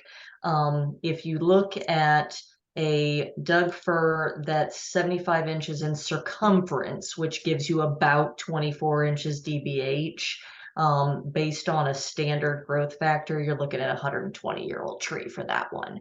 So if we're, looking in the Edmonds area and knowing that, section, most of the area is all second growth forest, then we're not going to have a whole heck of a lot that's much bigger than those 24 inchers, just purely from previous logging. Not to say that they don't exist, but looking it's all I have. and you have a fantastic piece of property then. But it's just it's a harder one to find if you're looking at 100+ years old getting to a 24 DBH. So for sake of discussion, and I'm looking at the clock here, I want to ask one question and then see if we either want to wrap up our discussion, or I have looked at the extended agenda. We are scheduled to continue. And to me, this is important enough that if we are not ready, that I feel like we should sit on it and think about it. It's worth doing. So I just want to put that out there. But the question I want to ask before we wrap up our discussion is, would folks rather have a one tree allowance that includes the landmark or have them permitted? Not that you have to have that either or, but sometimes looking at either or can help you narrow down what's important to you. So I think, me personally, I think I would be more in favor of a 2 per with a permitted for a landmark. And I think a big concern I had about the landmark was that additional, or adding, the different trunk sizes together. And so if that is also rectified, then I feel better about permitting landmark trees, because again, I know from personal experience that when we followed the code to catalog all our trees, we had multiple arborvitae with all these different stems sticking up that would be considered landmark trees. And that's not what this code is intended to protect. So I think that's, where I fall on those things is, again, if we can have a good definition of what we're trying to protect, I'm great with permitting it. Others? Can you guys hear me? Yes. Yeah. Hello, Emily. Hi, I'm in the meeting for real now. Sorry about that. I like, since you asked for my opinion, I really like separating out the landmark tree into a permit, because I think, whoever just mentioned that we're talking about trees that are more than 100 years old, in that case, we don't have that many of those. I'm in probably one of the areas with most of them, because I'm in North Edmonds in the woods. And, even on my property, I have huge trees. They aren't hitting that 24-inch mark. And I'm with you on the arborvitae. I did have that tree, and it was dead, and it was a nuisance tree, but it had 8 stems that were all together. So I also think it's just clearer. Having the allowance include the landmark tree, I think, is inviting people to try to sneak it in. Thank you, Emily. What I would like to propose is that we conclude our discussion on this for tonight, and that we ask staff to come back with a definition of landmark tree so we know what we're voting on. Different than what's already in the draft code. Maybe, What's already, it's probably like 24 inch. it just says 24 inch.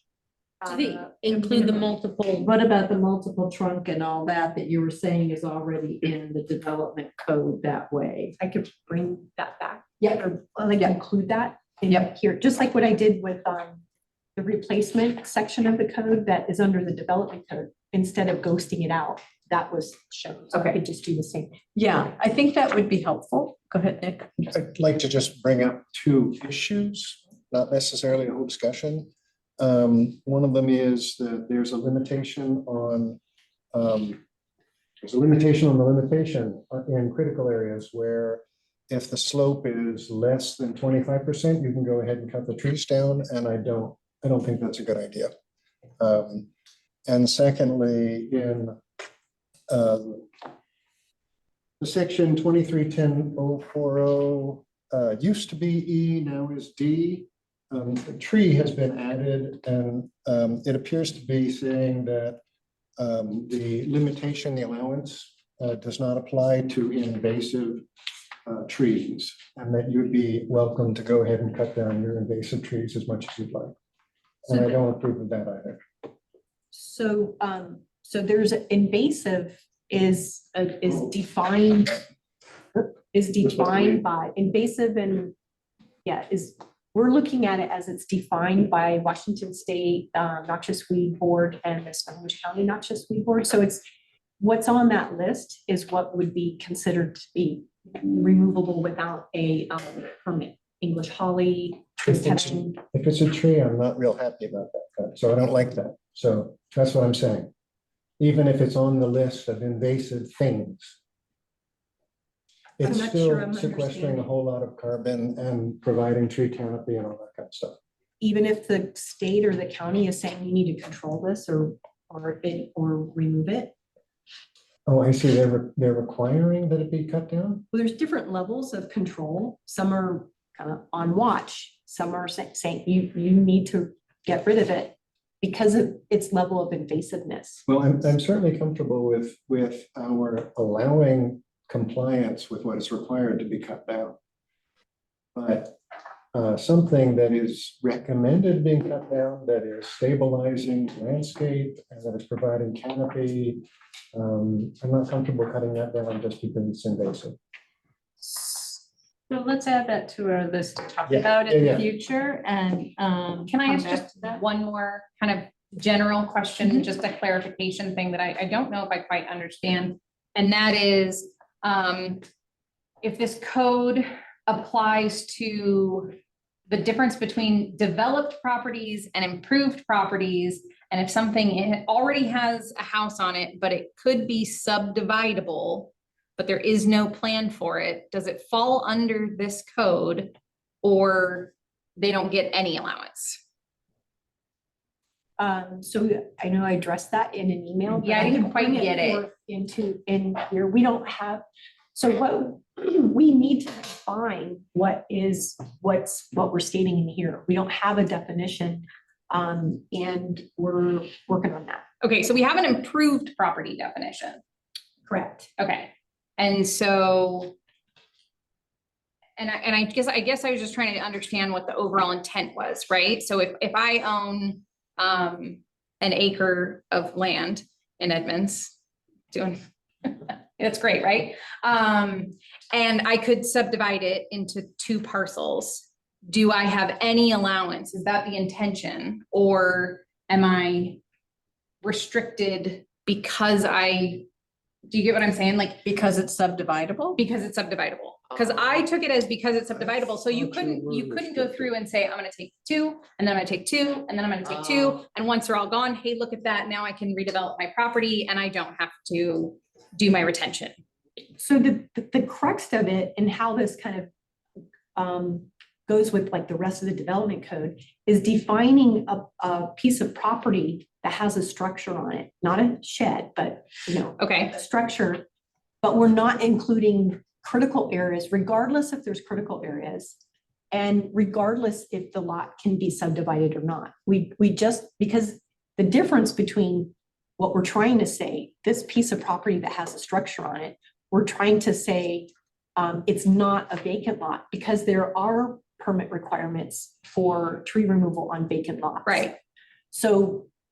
So, and that definition doesn't exist. We've got the improved lot that has to do with whether it's developability. And then we have that developable site definition that has all to do with the critical areas.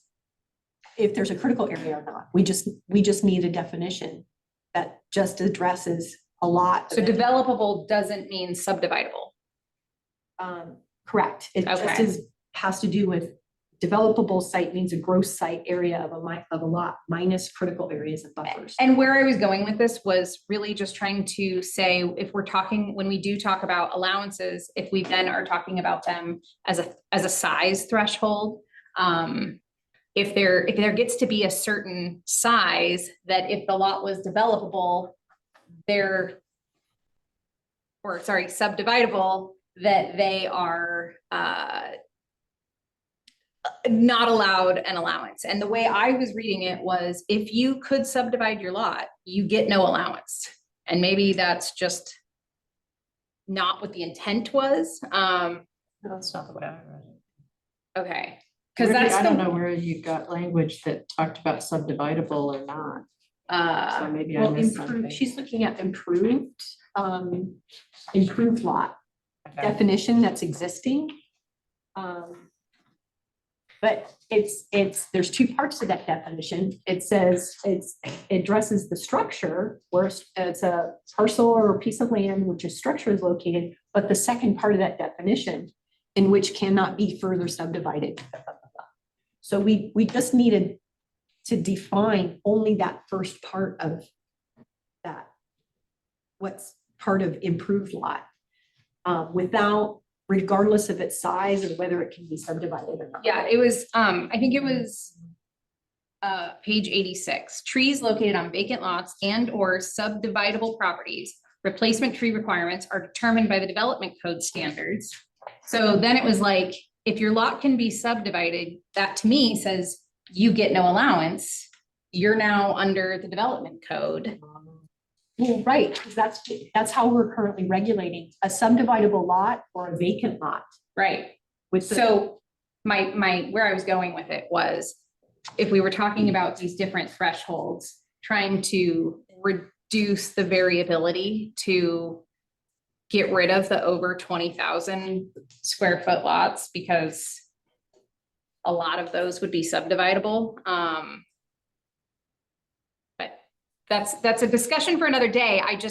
It was kind of a broader, what properties does this pertain to, and how, not to get even more in the weeds, how does the changing regulations for duplexes, ADUs, DADUs affect any of it? And are we writing for what is here today, or are we trying to do something that is addressing all of these changes that are coming to us? And if something is a developable lot, because I can put a DADU on it. Okay, so what I suggest is that we've got a couple of, this is the third issue now that we need to revisit. And it seems as though it may be looking at what the definition of improved lot is and its use in the subdividable properties elsewhere in the code. And we can come back to that. Okay. What about Beth's motion? It's kind of flapping in the wind now. Good, okay. I think we're pausing Beth's motion. Beth, are you retracting your motion for the time I am being? retracting my motion, based off of the additional research I did, There we I go. retract it. Thank you. So one more thing while I'm unmuted though, Nick, let's you and I chat offline about the invasive species management. Looking at, I think part of your concern was holding soil, and the way that it is written does exclude sections of property containing critical areas. So, soil is still, and, erosion control does take priority in there, but I've got a lot of like physical materials I can share with you related to invasives and some of the damages from exotic species. So we should talk about that later. It's 9 o'clock. It is. We are going to pick this conversation up and try to reach a conclusion at the next meeting in terms of what we do with the landmark trees and what is included in an allowance, both in terms of size and amount. we've accomplished none of that. But I think we all have a way better understanding of it. Yes, I would say we I had a agree. really good Yeah. discussion.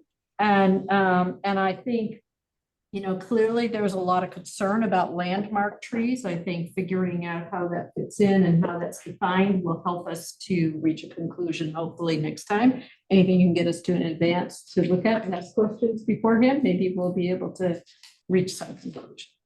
So, okay, so with that, let us move to the extended agenda.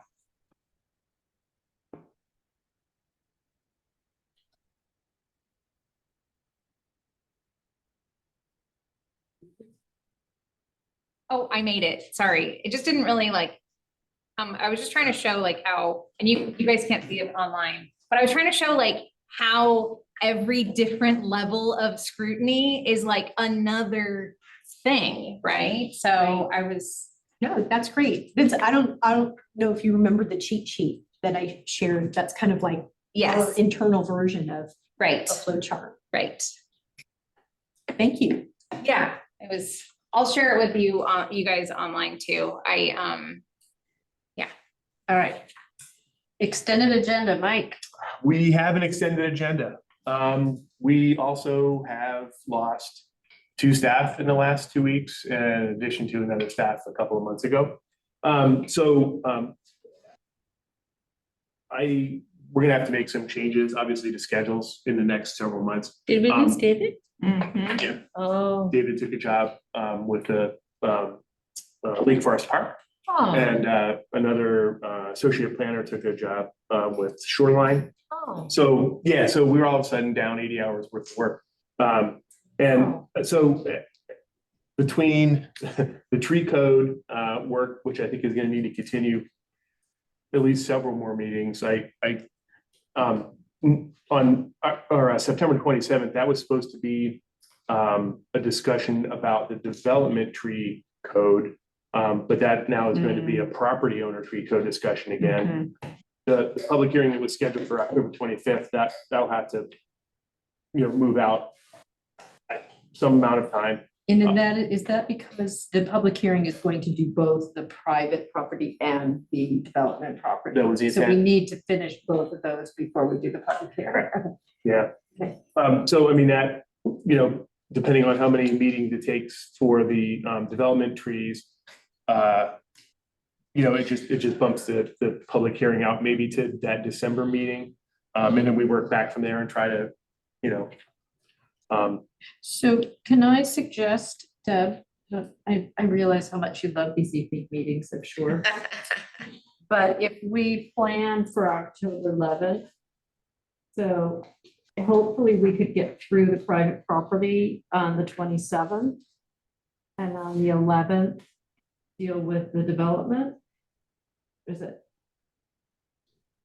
Especially, and I'm saying that in part because if other things here are gonna have to be bumped because of staffing issues, then it seems as though you've been in the works on this for a while, and maybe we could make some really good progress while the other things are being sorted out with staffing. So that would be a question for Mike, because I think we had the 11th down, but then there were other items. Does that work? No, yeah, the 11th would work if that's something you can hit. So 27th would be finishing up the property owner discussion. And then October 11th would be, starting the discussion anyway of development trees. That might, maybe that takes 1 meeting, maybe it takes 2. 10. I hope not. Because we're gonna have a lot of other things to work on here for sure. And maybe that, at least development tree October 11th. So Councilmember Olson had approached me about timing to have the planning board consider the vision statement. Is that something that went through council that we need to be factoring in here? I don't know that at all, so I'll have to check. Yeah, that was not on my radar. I don't care. Beth? Anyone else? Nope.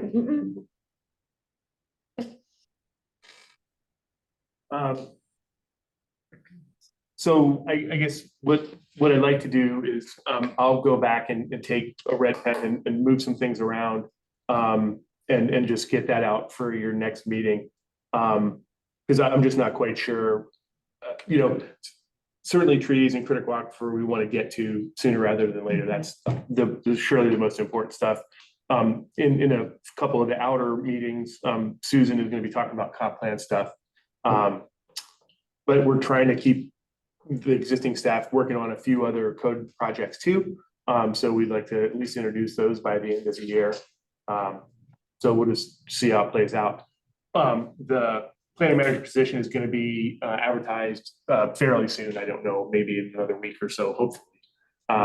So yeah, then it's just a matter of, getting candidates and getting them in and seeing, what we get. But yeah, until then, it's going to be just a little tight all over the board. So yeah, we'll just keep plugging along, I guess. Well, if you do hear from David, tell him I wish him well and Absolutely. really Yeah. happy for him. Clearly he's happy there. Yeah. No, for sure. And I mean, it's Lake Forest Parks, they're happy, we're sad. That's just the way it works. Right, yeah. Yeah, no, for sure. Pardon me?